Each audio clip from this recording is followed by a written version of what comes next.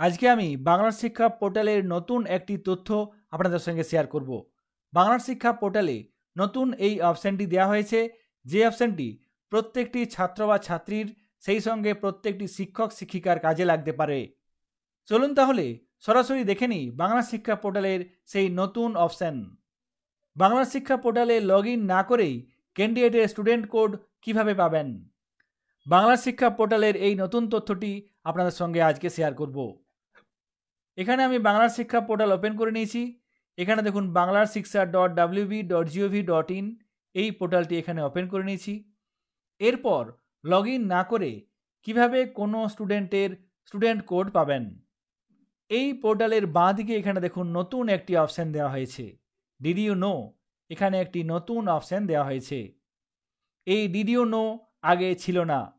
এখানে আমরা এই ডিড ইউ নো অপশানে ক্লিক করে দেখে নেব এই অপশানের মাধ্যমে কি কি কাজ হবে।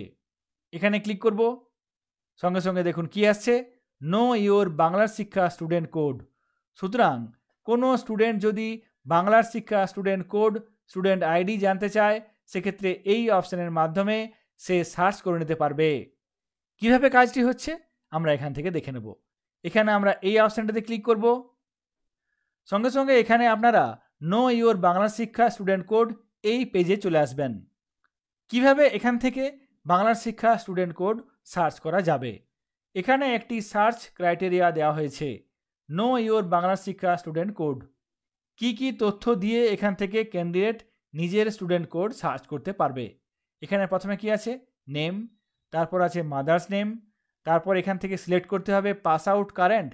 এক্ষেত্রে পাস আউট হলে পাস আউট সিলেক্ট করতে হবে, যদি বর্তমানে বিদ্যালয়ের ছাত্র বা ছাত্রী সেক্ষেত্রে এখান থেকে কারেন্ট সিলেক্ট করতে হবে।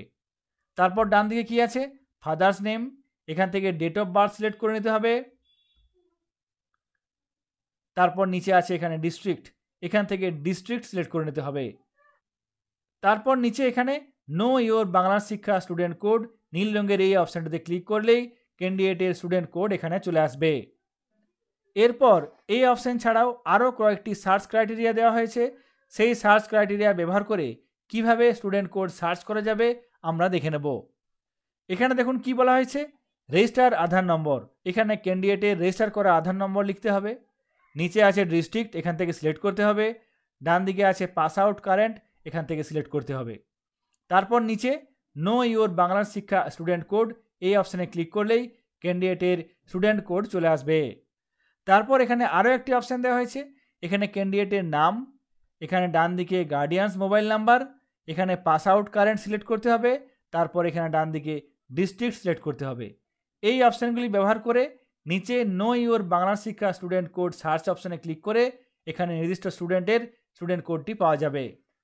তাহলে বাংলা শিক্ষা পোর্টালের নতুন একটি তথ্য আপনাদের সঙ্গে শেয়ার করলাম, যে অপশানটি বাংলা শিক্ষা পোর্টালে নতুন দেওয়া হয়েছে। বাংলা শিক্ষা পোর্টালে লগ ইন না করেই কিভাবে কোনো স্টুডেন্টের স্টুডেন্ট কোড সার্চ করতে পারবেন, সেই বিষয়টি আজকে আপনাদের সঙ্গে শেয়ার করলাম। সকলে ভালো থাকবেন, সুস্থ থাকবেন, ধন্যবাদ।